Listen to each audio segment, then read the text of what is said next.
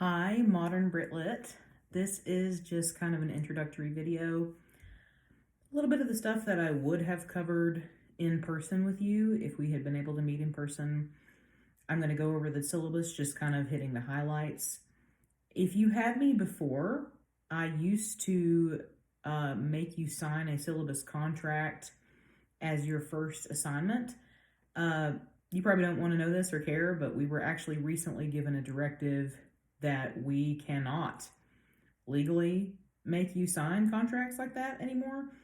As long as stuff is in the syllabus, you're still kind of liable to follow those rules for that particular class. But if you're wondering why you're not getting a contract, that's why. But if you want to pull it up and kind of look over it as I'm going over this with you, you can. And I'll talk about the schedule a little bit and how things are going to proceed. Modern British literature, to me, is like a little bit misleading because it makes it seem like it's going to be current British literature, like over the last 20 years, whereas technically that would be contemporary British literature. Modern just means after Shakespeare, essentially. I could have started this class anywhere from like John Milton to Gulliver's Travels or anything in that kind of early 1700s, late 1600s area. I am actually mostly in this course, I'm choosing to focus on, you're going to find out what they are, but a period of time called the Romantics and the Victorians. And then kind of at the end of the course, you're going to kind of do just a short project on a contemporary piece that you want to share with the class. The reason I'm focusing on the Romantics and the Victorians is because, and I mentioned this in the PowerPoint about the Romantics a little bit, is that whereas in the early British literature course that I teach, my focus is on explaining how our language changed over time. In this class, if anything, I'm thinking about culture, and I think a lot of the ideas that are prevalent in our American culture today actually come from this time period. Things that we think about and just kind of, great. Drippy lip gloss, amazing. What a fantastic start to the video, but I've already come 2 minutes and 30 seconds in, so I'm not going to redo it. Anyway, things that we take for granted that were actually started by thinkers and writers during this period. So looking at the syllabus, I've already posted about this on Edmodo, but I have virtual office hours this time, the same as last semester if you had me then. A general rule of thumb is if you contact a professor, you want to give them at least 24 hours to respond to that email or message or whatever. And if it's on the weekend, they really have until Monday to respond, is kind of the understanding. However, virtual office hours means that during that period of time, I will be parked right here at this desk, logged into my Edmodo, my Snapchat, and my RadarNet email, and able to answer any questions that you have. So if you want a quick response, that's the time to reach out to me. And so those office hours are 2 to 6 p.m. Eastern Time every Monday, Tuesday, Wednesday, and Thursday. And that will not change. That will stay the same throughout the semester. Ways to reach out to me. Kind of already mentioned it, but I have a Snapchat. If you want to add me on there, you can just not add me to your private story if you're worried. It's Mad Mags Fury Road, but that is not a requirement at all, and I'm not pressuring you to do that. That's just some people prefer to reach out to me that way or do little video messages or whatever. My RadarNet is on there. It's boldenme@roanstate.edu.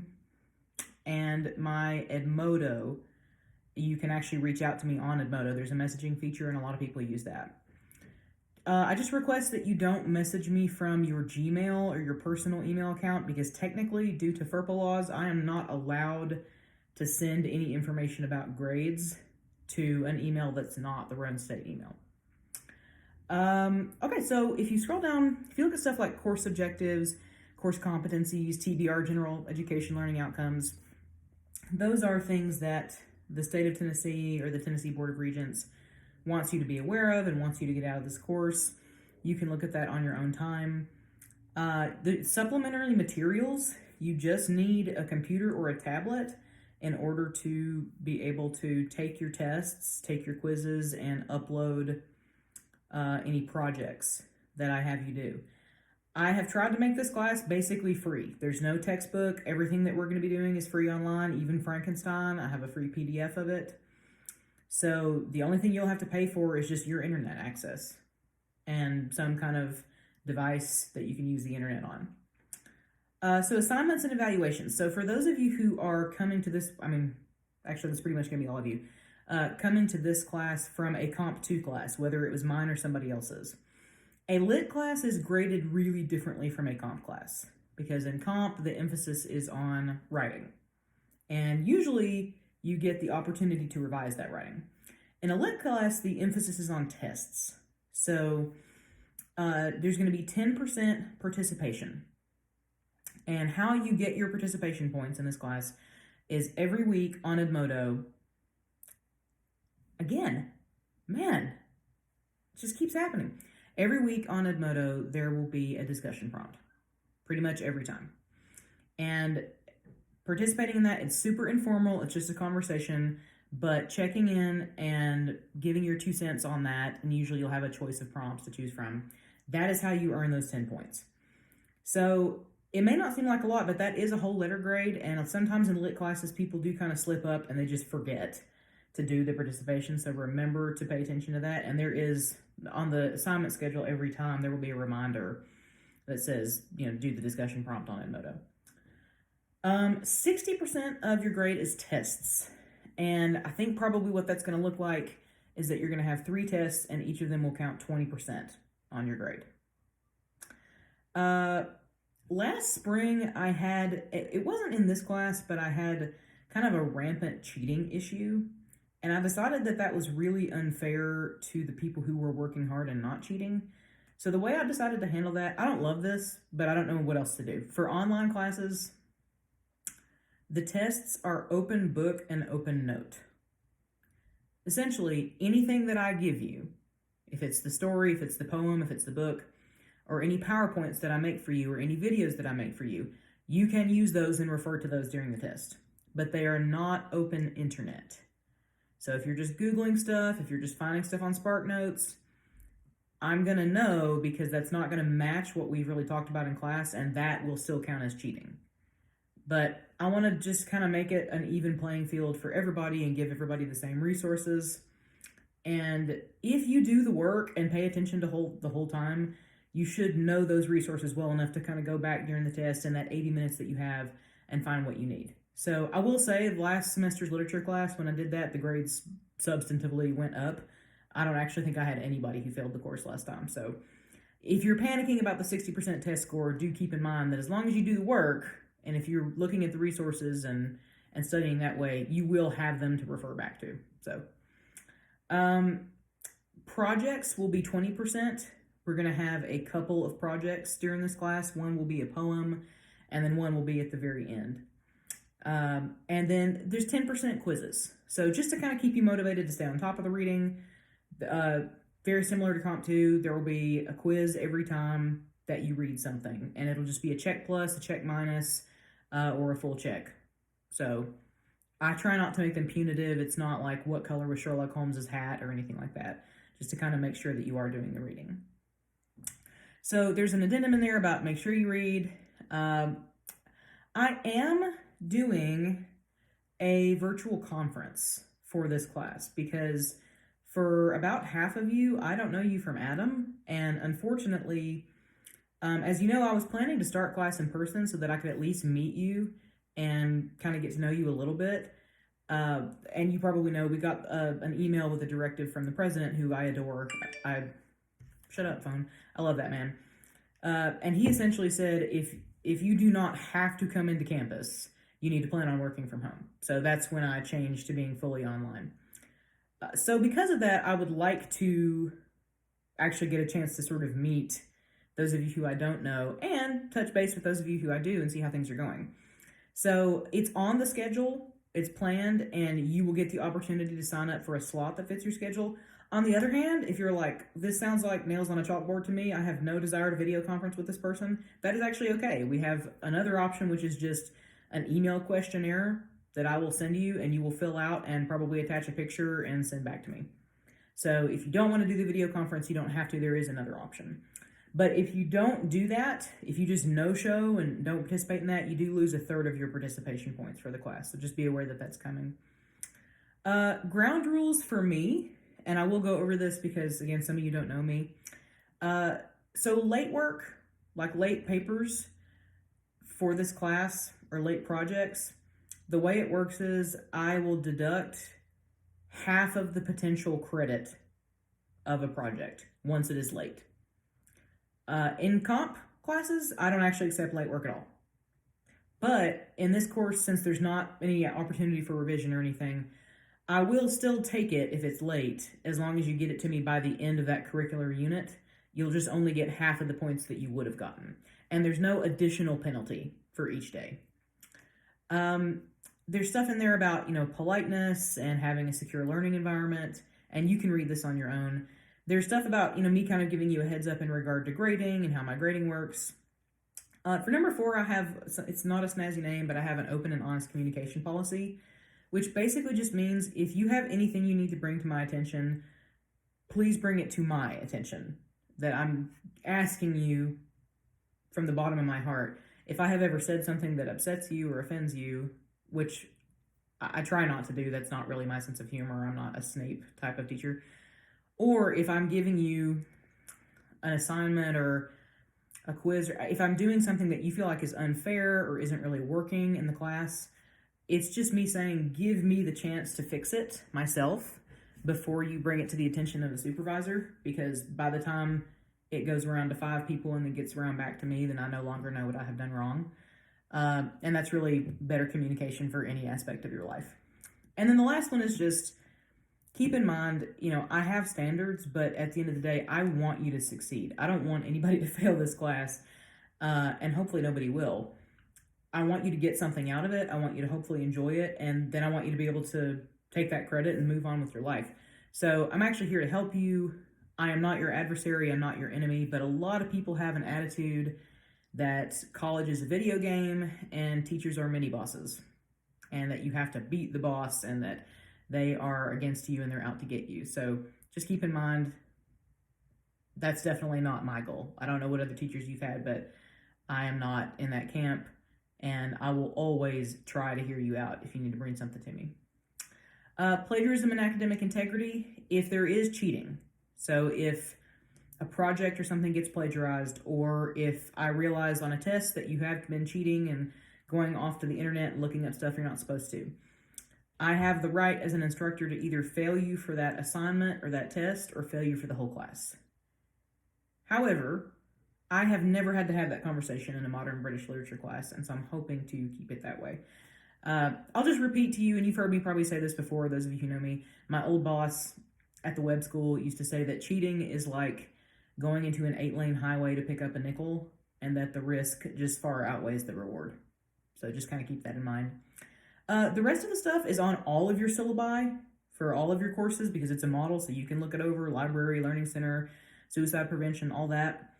The only thing I will tell you is that if there are any of you that have come this far in your academic career, and if you are in the honors program, and if you're planning on getting an honors diploma, and if you wish to do an honors project for this course, you may do that. It would basically involve you taking a piece of modern British literature, writing a big paper about it, and then at the end, teaching it to the class digitally, either through a website or a YouTube video or something like that.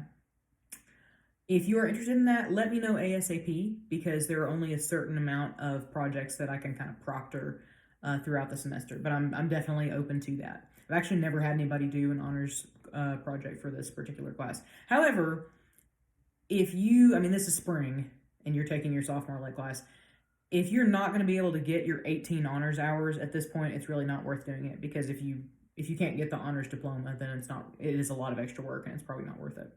Just being honest. So this class is asynchronous, and the schedule is on the Edmodo page, and I believe I also sent it to you via email. This is not any of you per se, but last semester, and it just kind of made me laugh, but I had a constant issue of people emailing me to ask questions that are on the schedule. So that document that is a schedule that's like 4 or 5 pages and it's got week to week everything that we're doing, that is your Bible for this class. And really, almost everything that you need to know is in that document. It's extremely thorough. So if you just keep it open on your computer and just follow it from week to week, you will know everything that you need to know. So that is vital. If there's ever anything that needs to be changed about it, I'll either just let you know or I'll make a new one and post it. But that is probably the most important single piece of information that you can have for this class is that schedule. And I just decided to go ahead and give you the whole thing at once. So your special day, since it's asynchronous, there's 1 day a week where everything is going to be due. Your day is Mondays. And we didn't start on a Monday this week because Monday obviously was MLK. But from here on out, all of your assignments will be due on Mondays at 11:59 p.m. This is insane. I'm never using this lip gloss again. It's Burt's Bees, by the way, in case you want to avoid it. Don't get this. And if you need to take quizzes or tests, they will always be posted on Mondays. Now, the good thing about asynchronous, I don't know about you, but sitting through a bunch of back-to-back Zoom meetings makes me want to defenestrate myself. So great thing about asynchronous is that the information is there. I give you all the material that you need, whatever videos, whatever lectures I put out there, and then you can just look at it at your leisure, whenever it's convenient for you. 2 in the morning, doesn't matter. You can pause, you can knit while you're listening, you can eat, whatever works for you. So anytime during that week, you can look at the materials and do the assignment. It's just that they're ultimately always going to be due on Mondays at 11:59. And the quizzes will always be posted on Mondays, and the tests will always be posted on Mondays. The way that'll work is to give you enough time. Since my office hours start at 2 o'clock, the quizzes or tests will always be posted by 2, and then you will have until 11:59 p.m. to complete the assessment. Now, keep in mind, like if it's a test, even if you have, say, 80 minutes to do that test, the test closes no matter what at 11:59 p.m. So if you want the full 80 minutes, you need to start 80 minutes before 11:59 to get it done. But we're not going to have a test for a while yet, so you don't need to worry about that at this precise moment. But for any assessment, you'll have the window of time from basically, essentially 2 o'clock p.m. to midnight to get it done. I have set it up to where it will not tell you the answers once you take the quiz. Edmodo will do that, but I have barred it from that because it just kind of takes away the temptation of somebody calling you and being like, hey, Trisha, girl, can you do me a solid and give me them quiz answers? Now you can honestly say, no, I cannot, because the answers will not be published. I am happy to share that information with you. So the next day, if you're like, hey, how did I do on that quiz? I have no idea. I will happily post it on Edmodo. I'm just not going to do it automatically. So if you ever just want that information, let me know and I'll share it for everybody. So I think that's pretty much it. This video is already 18 minutes long, and I know I have already given you another lecture to look at. Your homework for next time, for next Monday, is that there is a recorded PowerPoint that I have made for you. I put this in the comment section, but make sure that you actually go ahead and download that PowerPoint as opposed to just trying to listen to it through Edmodo, because it's a little bit wonky with the voice part. So just make sure you fully download the PowerPoint and then open it. And then as you flip through the slides, my voice should play. I won't always do that format, but this just seemed like the best way for getting you the chart and the info that I needed. So you're going to listen to that lecture and kind of look at those slides. And this, foundation about who the Romantics are and what they were about is going to be really important for the rest of this unit, actually all the way through Frankenstein. We're going to keep coming back to this over and over again. So make sure that you really internalize, especially there's 5 things that makes the Romantics special. Make sure you really focus on that. And then there is a discussion prompt. And what you're going to do is look at those 3 questions there, and you're going to answer one of them in the comments below the post in as much detail as you can, anytime between now and the 25th. So there is not a quiz, it's just the discussion prompt for this coming week. So if you have any questions at all, this is not the Modern Brit Lit class that I had planned on teaching at this time. I really naively had thought that things would be different. Um, I don't want anybody to be lost or floating out at sea. So please don't hesitate to reach out to me. I know it seems like we're far away from each other, but I'm happy to help you however I can, whenever I can. So just shoot me a message in whatever way is convenient to you. In the meantime, I actually, teachers sometimes just teach classes because they have to. Like, I'll give you a little secret. Like, no English teacher wakes up in the morning and says, I can't wait to teach Comp 1. It's kind of a bear of a class. Now, I have made of it what I can, and I enjoy going in and interacting with people each day. But this class in particular, I love teaching, and I want you to know that I am hype about it, and I'm hype about you, and I'm really glad, whether I know you or not, that you put yourself out there and signed up for this, and I will try to make it as enjoyable and tolerable as an experience as I can. So in the meantime, I hope you are having a wonderful start to your semester, despite the world being kind of chaotic as it has been for the last year. I'm sending you all my best, and have a great first week. Bye. Stay safe.